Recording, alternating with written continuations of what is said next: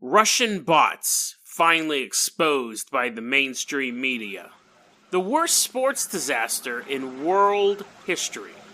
And then we take a look at a curious case of a man who went missing and then reappeared. Today on Dead Rabbit Radio.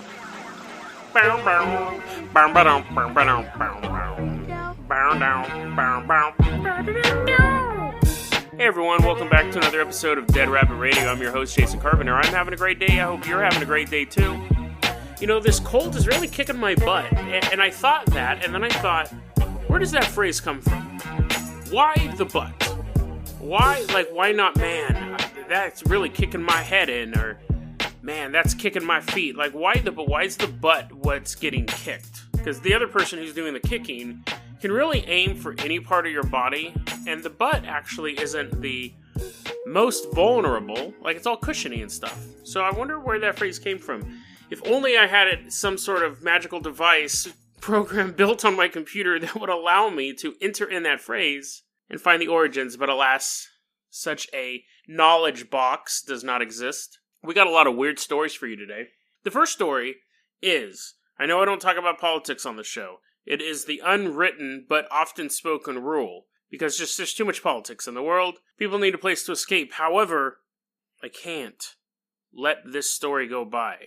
We've heard about Russian bots over and over and over again in the news, and now, gentlemen and ladies, or ladies and gentlemen, however the phrase goes, we have uncovered the truth. The year, 2018. The month, this month, coincidentally, because it was just in the news. So, they have this big robotics, in Russia, they have this big electronics show.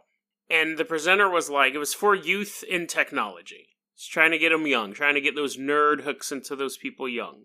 And you might have already seen this in the news, so you know where this is going, but I thought this was absolutely hilarious. So there's this conference, and they brought out this robot, and he's walking, no cables, no, suspension system. He walks out on stage, and they're like, look, this is Boris, the robot, and the audience is like, oh, that's really cool.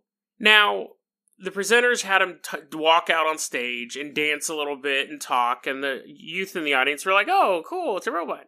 And that was kind of it, but what happened was the state Russian network, it's Russian 24, original title, presents this story, and they're like, look at how advanced Russia is. We have this robot. And they're showing this clip. The robot comes out on stage, it's doing a little dance move, it's talking, it's walking around. And the television program was like, this is the state-of-the-art robot that we have invented here in Russia. And at this point, the guys who were running the show that was originally set up to entertain young kids were like, dude, it is only a matter of time before this blows up.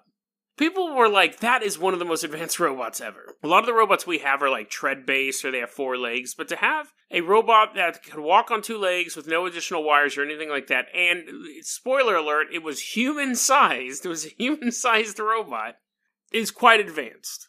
Like, Osimo was 3 feet tall, he was quite slow. This robot was 6 feet tall and was moving, spoiler alert, like a human. And so people were watching this in Russian television, scientists and just around the world, and they're like, where are all the sensors on this robot? Like, where is all of its stuff to be able to tell where to go? Like, it's oddly built. It looks like a human with no additional sensors. Other questions were, why weren't there any research papers being developed on this robot? Why did Boris just walk out on stage one day? Why didn't we see documentation going back saying we've worked on this sensor, we've worked on this sensor? But then another question came up. Someone goes, okay, maybe they put the sensor somewhere we can't see them. Maybe they kept the project under wraps. But why can you see a human neck exposed when he turns his head? Yes, Boris the robot was not a robot. It was a man in a robot suit. And the presenters at the show never once said, we built this robot, this is something real. But when it was reported on Russian television, they said that this was a actual real android. And then photos surfaced of the robot without his head on, and it was human, obviously a human underneath. The company that made the robot costume were like, oh yeah, that's a standard robot costume. Oh, and then Russian 24 took the clip offline, but by then it's all on YouTube, so it's everywhere. So anyways, you can see this robot dancing. I get it. They were just trying to entertain kids. It would be the equivalent is if you had a show and Chuck E. Cheese walked on stage and was waving at the kids and playing the banjo, and then some news network was like, giant mutant rat terrifies children. It was that level of incompetence. And the Chuck E. Cheese people are like, it was just a dude in a suit. You didn't even ask us if it was a real rat running around. Is Chuck E. Cheese a rat or a mouse, actually? The implications if he's a rat are far grosser than if he's a mouse. So, Russian bots. I thought that story was hilarious. It was a mix-up, a little bit of national pride. Sometimes those two things collide. And you get an embarrassing YouTube video that'll be laughed about by dorks and geeks and podcasts for a long time. Second story we're going to cover, I thought was interesting. It's actually very short as well. But here's the thing. I'm going to tell you this story. And other than certain specifics, I want to see if you can figure out what would be different today. If this story took place today, what would be changed? And there's going to be specifics about like construction material and the actual sporting event. But just the general outline, I want you to listen to it and think, that wouldn't happen today, or something different would happen today. So this is a story. There was a town, this is going way back in time. We're going back to 27 AD. Roman Empire rules most of Southern Europe and other parts of the world. And there was a town called Fidenae. Fidenae. So Fidenae, that sounds more not American. Fidenae was this town, and it was situated in the Roman Empire. Now, what happened was, there was this time period where, if the editing sounds weird on this episode too, it's because I'm sneezing every 5 minutes, and my voice changes. Emperor Tiberius said, you know what, dudes? No more gladiator games. I just don't like them. They're banned from the empire. And everyone's like, aww.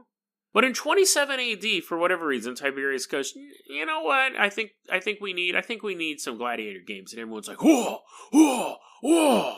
So at this point, there was a entrepreneur / crook named Atilius. His name is Atilius. And he's like, okay, they want games. I'm going to build an amazing Colosseum, and I'm going to make a ton of money. I'll be the first Colosseum up, other than the Colosseum. And we're just going to pack them. We're going to pack them in, boys. We're going to get some of that sweet, sweet lyra. So, or is it lira? It doesn't matter. So he says, let's build this quickly. And we got to build it cheap, because we've got to build it quickly. So he builds this massive Colosseum in Fidenae out of wood, which that's not unheard of back then, but they didn't really scope out the land. They just started building it. The land itself was uneven, and due to not the greatest materials and not the greatest craftsmanship, because he's trying to save that money, it's not the safest place in the world.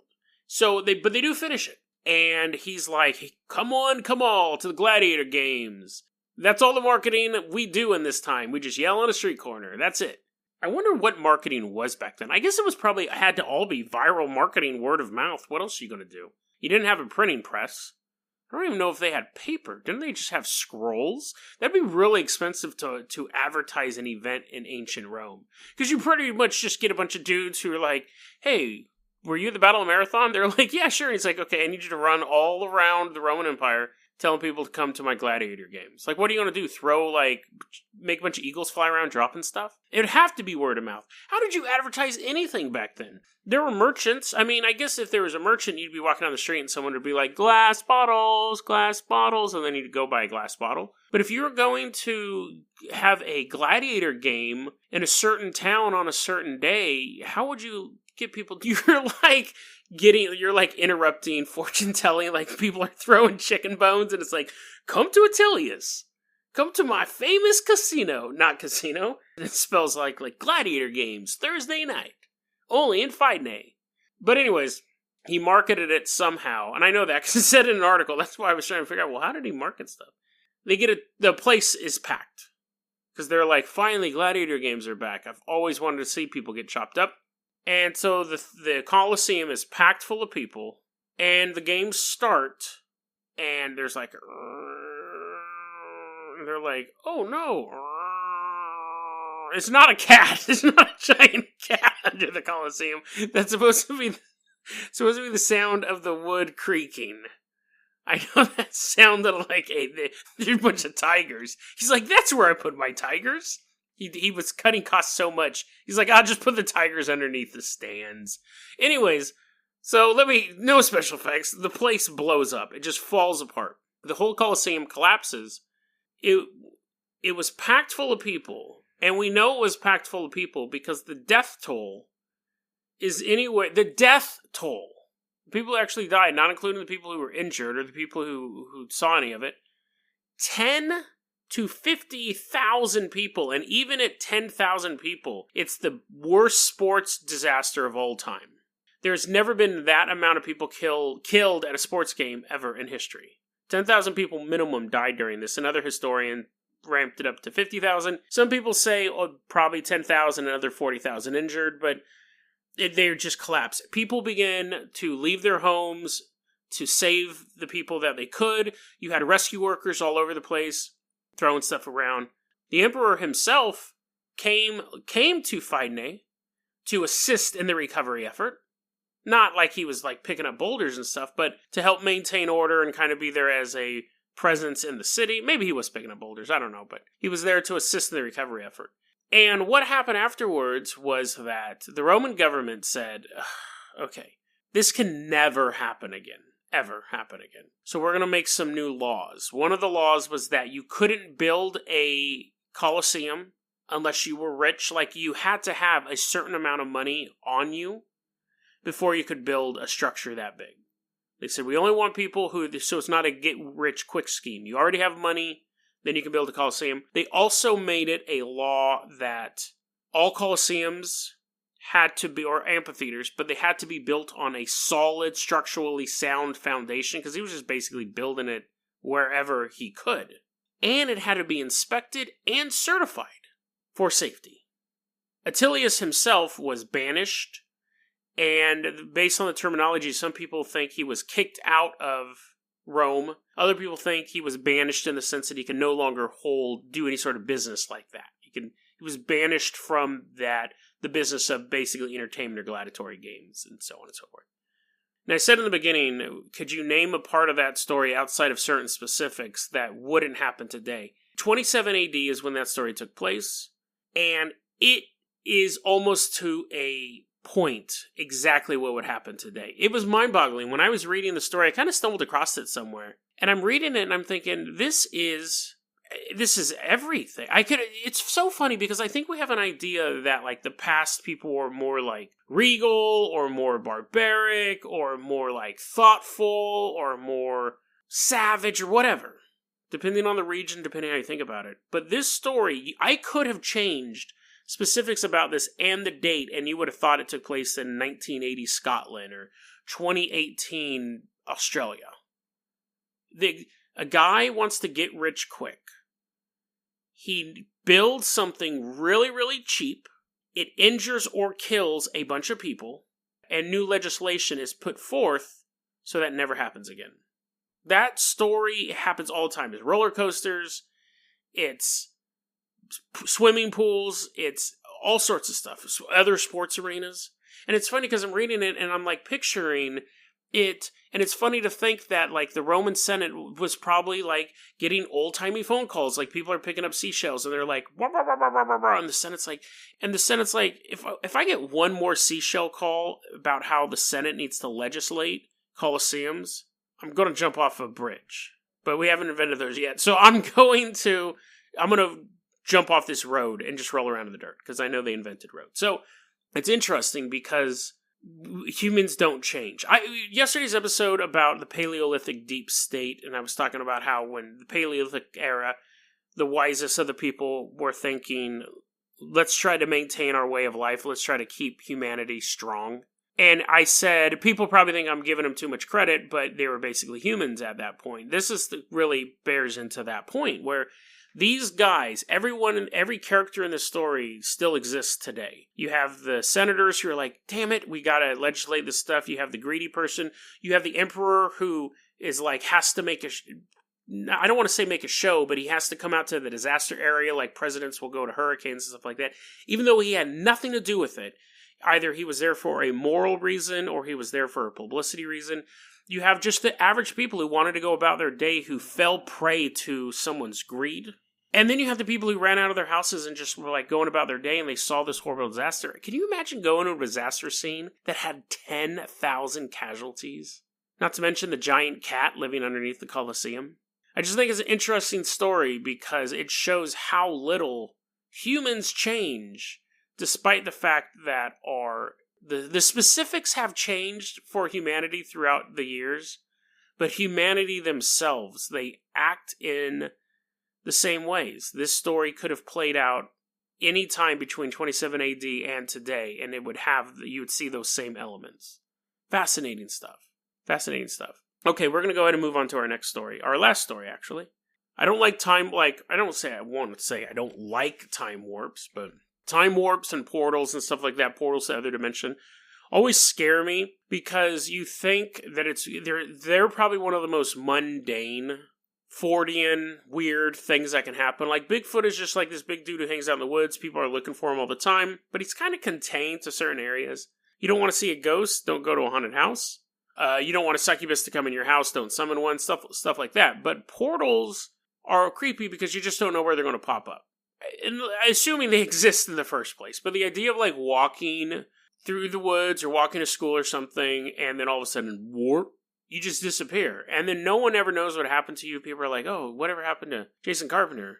His podcast just ended that day. And they're like, well, he did rack up quite the enemy list in 125 episodes, but I'm really just floating around in this weirdo dimension. But, most people who go missing are found dead, or they're runaways, or they're not found, they're returned home. They're just like, hey, mom, hey, dad, yeah, I was just over at my boyfriend's house. Like, that's the majority of missing person cases. But there are the cases where people just go missing, and then for the longest time, people go, well, we don't know what happened to them. And for most of those cases, also, I'm sure they're dead.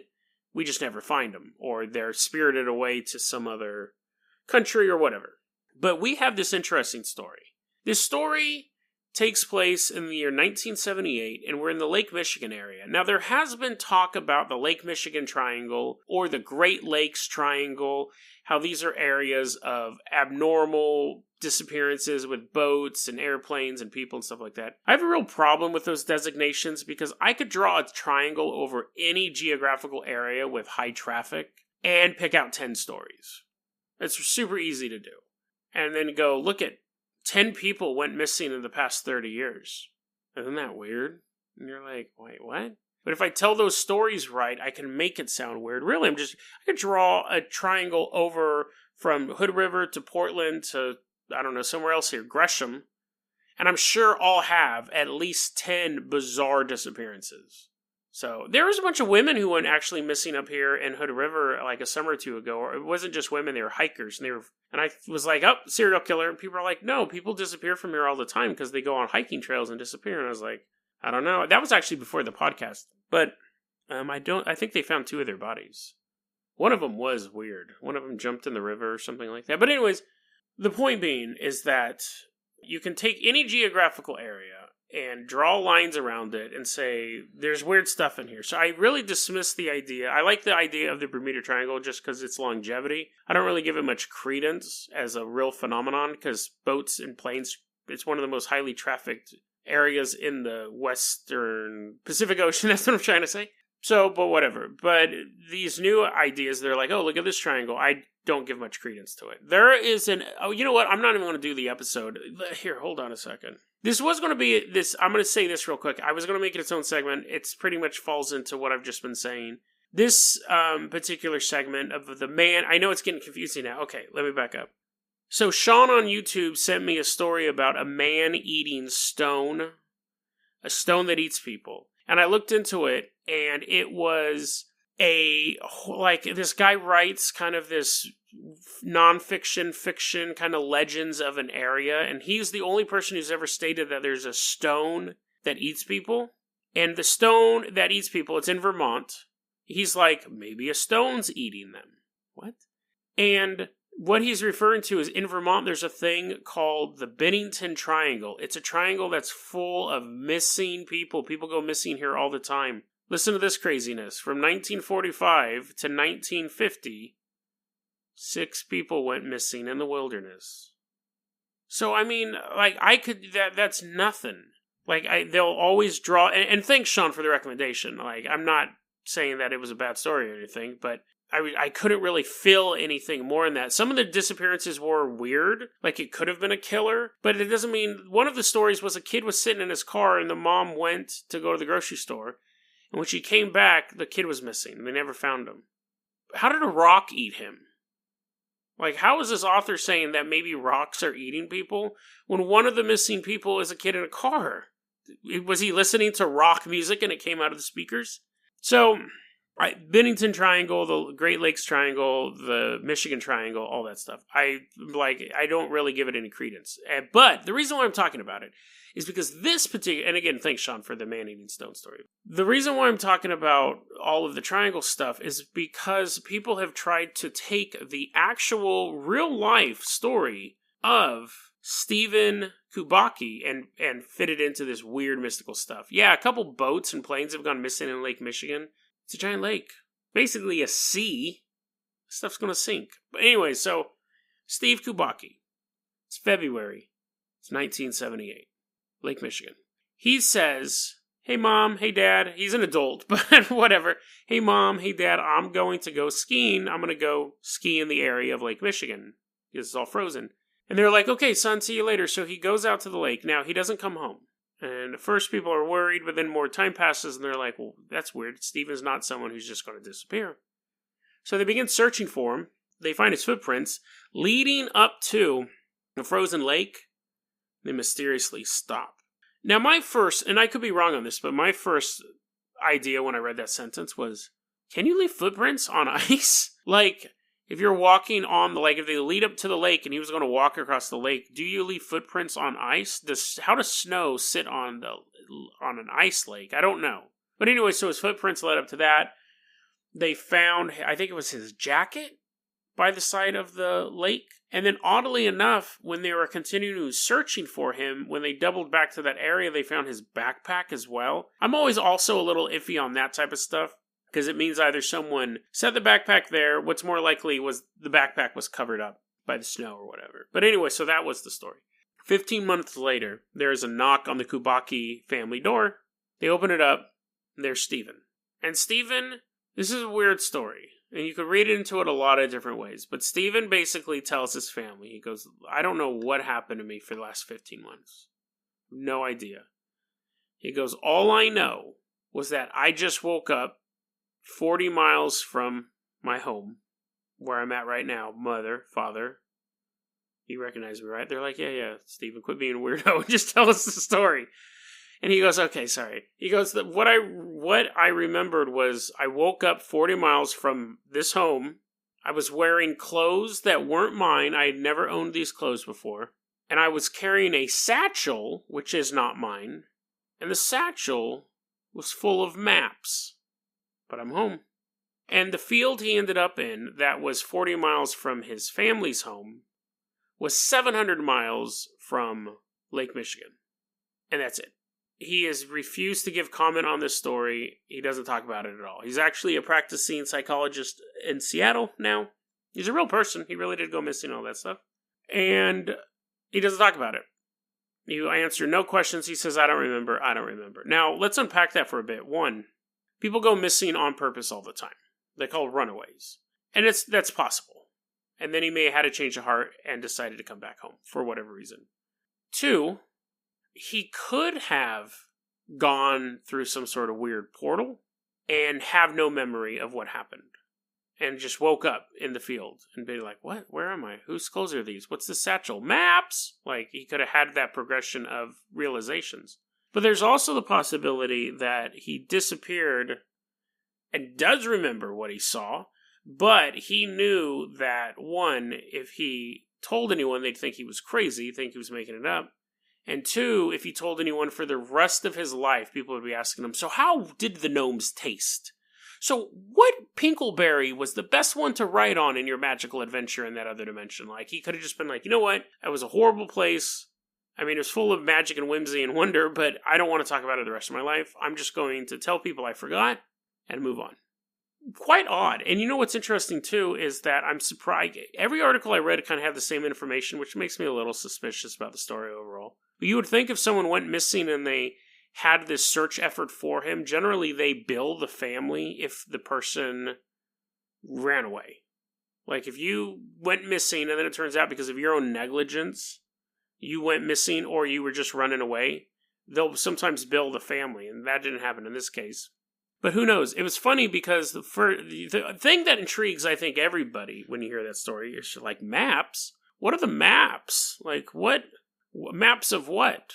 And so I read it, and it just said he had a satchel full of maps, and I was thinking, so are they like magical maps? Like, were they showing him maps to get out of the fairy realm? Was it just maps of local, like, tourist traps?